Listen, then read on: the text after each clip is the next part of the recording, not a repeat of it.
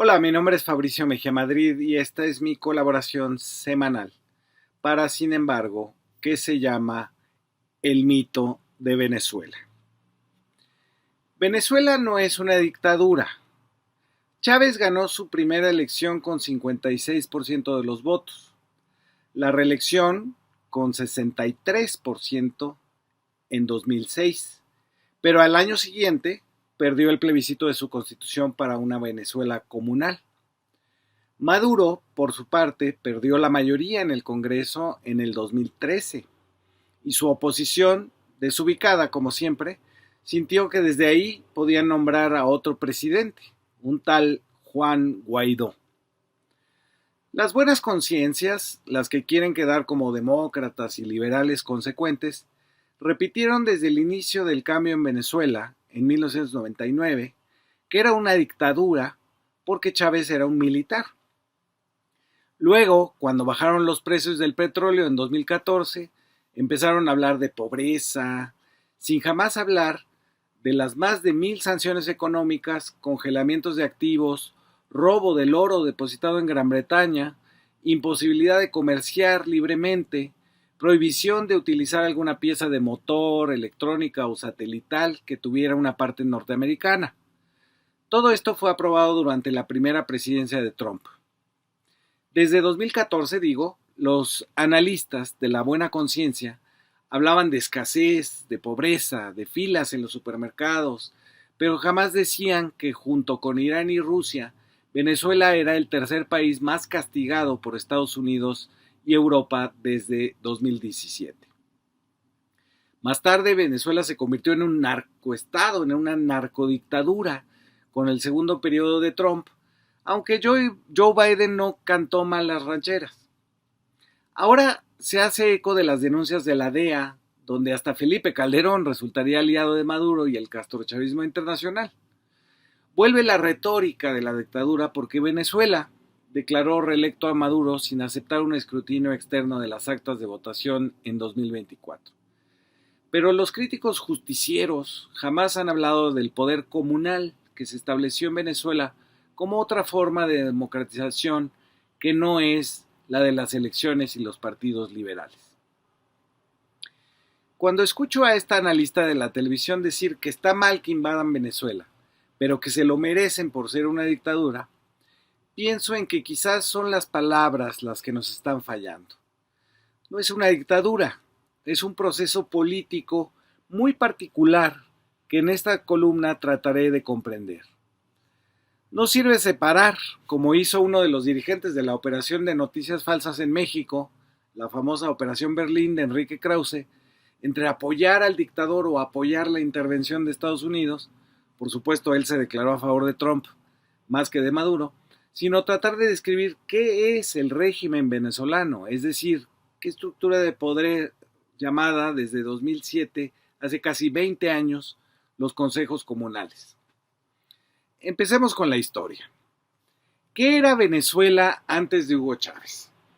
No era, por supuesto, la Venezuela que dicen los opositores, esa nación de armonía, opulencia y felicidad, sino otra más de las repúblicas latinoamericanas con una desigualdad tremenda. Con la aplicación del modelo neoliberal, el porcentaje de la población pobre casi se triplicó, del 36% en 1984 al 66% en 1995, y la pobreza extrema en el mismo lapso, 84-95, se triplicó, de 11 a 36% de los venezolanos. Para 1988, Venezuela tiene una inflación del 100%. Es así que Carlos Andrés Pérez somete al pueblo venezolano a un plan de austeridad para los pobres, no para el Estado y los ricos, y sobreviene el Caracazo, es decir, la insurrección popular. Dejemos por un momento esta rebelión de los barrios y campesinos de 1989 para detenernos en el sistema político que estaba vigente en ese momento. Como en muchas naciones latinoamericanas, la élite sometió al pueblo al bipartidismo entre la democracia cristiana y una llamada socialdemocracia que realmente acabó por implementar el modelo neoliberal. La izquierda fue marginada de ese pacto, llamado de punto fijo, y hasta ilegalizaron al Partido Comunista y al Movimiento de Izquierda Revolucionaria, el MIR de allá, que salió de la socialdemocracia para luchar por la vía armada. Desde ese inicio, la izquierda buscó una alianza con los militares. Eso nos podría parecer extraño a otros latinoamericanos acostumbrados a ver a los militares como represores y entregados a los Estados Unidos. En Venezuela, el núcleo de la ideología de la izquierda desde los años 60 es un levantamiento cívico-militar. Hay mandos que militan secretamente en el Partido de la Revolución Venezolana, que tiene como ideólogos al propio Simón Bolívar, con su pan-latinoamericanismo, y a otros dos referentes un tanto desconocidos para nosotros, Simón Rodríguez y Ezequiel Zamora, de los cuales hablaremos brevemente más adelante. A esto se le une la resistencia indígena y la resistencia afro-venezolana. Los jóvenes oficiales del ejército se organizan en el movimiento bolivariano revolucionario junto con la izquierda social para derrocar al presidente Carlos Andrés Pérez el 4 de febrero de 1992. Aunque fallan, es el final del régimen bipartidista que empieza a declinar debido a la tremenda represión que ejerció sobre los pobres, que dejó al menos 10,000 muertos solo durante el Caracazo. Hugo Chávez viene de ahí, se declara el único responsable de ese golpe de Estado fallido y se convierte en la figura central de la dirigencia. El antiguo pacto de punto fijo se descompone y esa crisis abre la posibilidad de que Hugo Chávez gane la elección presidencial en 1998. Ahora, hablemos brevemente de las ideas que instituyen el bolivarismo. De Simón Rodríguez, el maestro de Simón Bolívar, se retoma la idea de que América debe organizarse políticamente obedeciendo a su propia historia y no a la de los europeos con sus democracias monárquicas. Inventemos o nos equivocaremos, escribió Rodríguez, y de ahí el sustento de una democracia popular no liberal. Ezequiel Zamora, por su parte, es el líder histórico de las rebeliones campesinas del siglo XIX y su lema, horror a la oligarquía, también se retoma como fundamento de un nuevo tipo de representación democrática no ligada a un sistema de partidos. El bolivarismo del pueblo que crea a Chávez y a Maduro está impregnado además de democracia popular, de cristianismo de base a favor de los pobres, de consejos obreros, de maestros de la pedagogía de la liberación y de la discusión de una nueva constitución desde abajo comenzada en 1995. Cuando Chávez gana la elección en 98, todos estos elementos ya fundan a un nuevo pueblo. Los que no creen que el pueblo exista o que solo son cuerpos serviles para el espectáculo de la aclamación de un líder, no pueden ver la base que crea a los dirigentes. Sin ese entendimiento, todo poder que no se constituye en las urnas es una dictadura. No obstante, esa democracia popular va a las urnas y el 72% vota a favor de la nueva constitución de Chávez, que no es de él, sino de los millones que participaron en su redacción desde el 95. Uno de sus efectos es que posibilita al Estado para reestructurar su industria petrolera, nacionalizada por Carlos Andrés Pérez en 1975. Seguimos con la historia. Del 2000 al 2003, Chávez lidia con los sabotajes y los paros de la oligarquía burocrática de Petróleos de Venezuela y es hasta 2004 que realmente comienza el proceso de organización de un nuevo régimen. Este régimen se basa en los programas sociales convertidos en derechos constitucionales, igual que en México, que se reparten a través de esto que se llama consejos comunales, que son organizaciones locales de autogestión, que son territoriales. Los consejos comunales se forman en zonas urbanas en áreas de 200 a 400 hogares, en zonas rurales con alrededor de 20 hogares y en regiones indígenas con aproximadamente 10 hogares. El fundamento del Consejo Comunal y su órgano de toma de decisiones es la Asamblea de Ciudadanos y Ciudadanas. Su órgano ejecutivo está integrado por un vocero y una vocera de cada comité de trabajo de la comunidad, 5 miembros de la unidad de gestión financiera y 5 de la unidad de Contraloría Social. Estos voceros son electos en urnas y sus votaciones son vigiladas por un órgano central. se pueden reelegir, pero siempre en atención a la voluntad popular de las asambleas. Ejercen millones de dólares en todas las regiones y sus voceros son en su mayoría mujeres, que no habían participado políticamente en las épocas del Pacto del Punto Fijo. Es hasta el chavismo que estas miles de mujeres se incorporan a decidir sobre presupuestos y políticas públicas en sus territorios. Por lo tanto, el régimen venezolano se organiza territorialmente en asamblea y su idea es que esa estructura vaya absorbiendo a lo que se considera la democracia puramente liberal. Hay un cambio de fuerzas en la sociedad y eso va debilitando a la oposición, que tuvo su punto más alto cuando, como decíamos, pudo ganar la mayoría del Congreso en 2013. En paralelo, el nuevo poder de los consejos se organizaba en los territorios y de una forma económica, pues no solamente se trata de una representación política, sino de administrar recursos públicos y obras. Es decir, no solo son decisiones políticas como el referéndum, que es nuevo en Venezuela, sino la gestión económica de esos presupuestos públicos. Aunado a esto, el chavismo fue un proyecto nacional popular, desde el control de petróleos de Venezuela, que regresó al Ministerio de Energía, desde que se hizo una reforma agraria centrada en la suficiencia alimentaria, entregando 650,000 títulos de propiedad en el campo y 30,000 en las ciudades. La producción agrícola con esto aumentó más del 40%. También hubo una ley para fomentar la pesca artesanal contra la pesca industrial, asunto que ahora resuena con el ataque de Estados Unidos a embarcaciones desarmadas, argumentando que eran traficantes de fentanilo. Todo eso llevó al antiguo bipartidismo a fusionarse, como aquí con el PRIAN, e intentar un golpe de Estado en abril de 2002.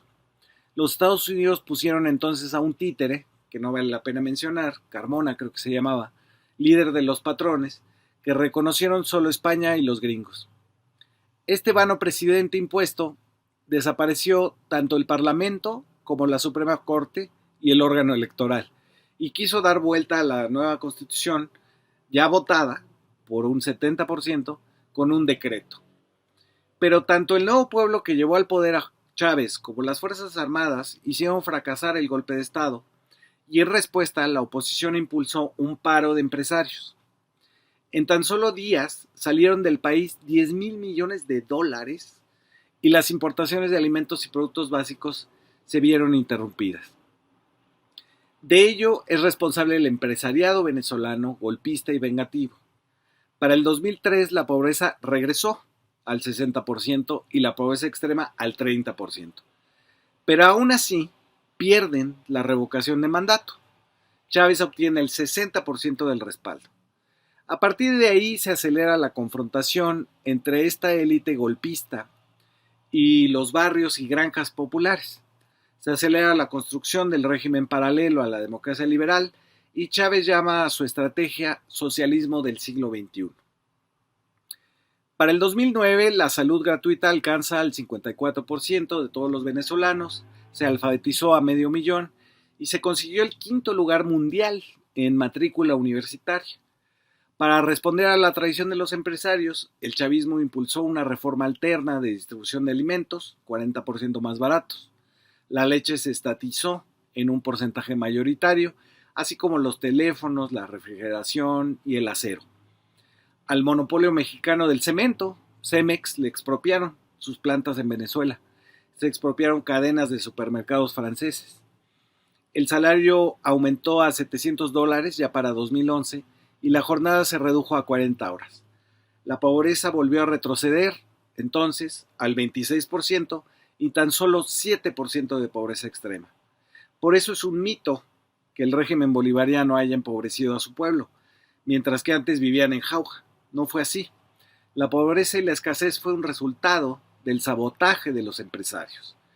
El 5 de marzo de 2013, Hugo Chávez murió de cáncer a los 58 años.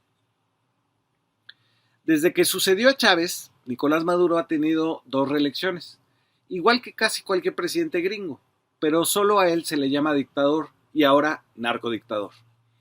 En el año que acaba de terminar, el 2025, Venezuela creció al 9% anual y tras el bloqueo de más de 1,000 sanciones a su comercio internacional, decidió romper las transacciones petroleras con dólares. Usa yuanes chinos, rublos. Tiene prohibido por Estados Unidos usar cualquier pieza o componente patentado en ese país, por lo que tiene que hacer malabares para refacciones y nuevos equipos. Por eso se ha aliado con China e Irán, que también resienten restricciones comerciales de Europa y Estados Unidos. En lo político, Venezuela se ha dirigido hacia una posición que fusiona lo militar con los consejos comunales. La resistencia armada ante una invasión está organizada por bloques de territorio con 4,5 millones de hombres y mujeres armados. Es decir, una quinta parte de los mayores de 18 años es parte de los milicianos ya fusionados con el ejército bolivariano. Ahora volvamos a lo que dicen la prensa, los mediólogos y los catedráticos. El proceso bolivariano en Venezuela tiene una raíz contra el sistema liberal, producto de los daños que el pacto de punto fijo, es decir, el bipartidismo, le infligió al bloque popular. Es una democracia participativa que no es liberal en su centro, aunque pasa por elecciones sucesivas y constitucionales. No hay dictadura, hay poder popular, consejos comunales. La pobreza y el desabasto han sido, como en el caso de Cuba, un resultado más del sabotaje económico y de las sanciones comerciales de los Estados Unidos, que la pobreza no sea parte del sistema económico del chavismo, que es más que nada un proyecto nacional popular con una presencia dominante del Estado a favor de los trabajadores. Tampoco es militarista, ya que en su origen las Fuerzas Armadas se consideraron como una parte crucial del levantamiento popular. Por eso las buenas conciencias que ahora dicen que está mal la dictadura de Maduro, pero que eso no justifica la invasión norteamericana, no son honestas. Si algo nos enseñó el siglo XX es que ni la revolución ni la democracia se pueden exportar como si fueran televisiones. Cada país tiene sus procesos y para entender cómo resultará el actual de Venezuela, es necesario empezar por comprenderla y no tratar de ajustarla a nuestros prejuicios, que por lo visto son bastantes. Muchas gracias por escuchar.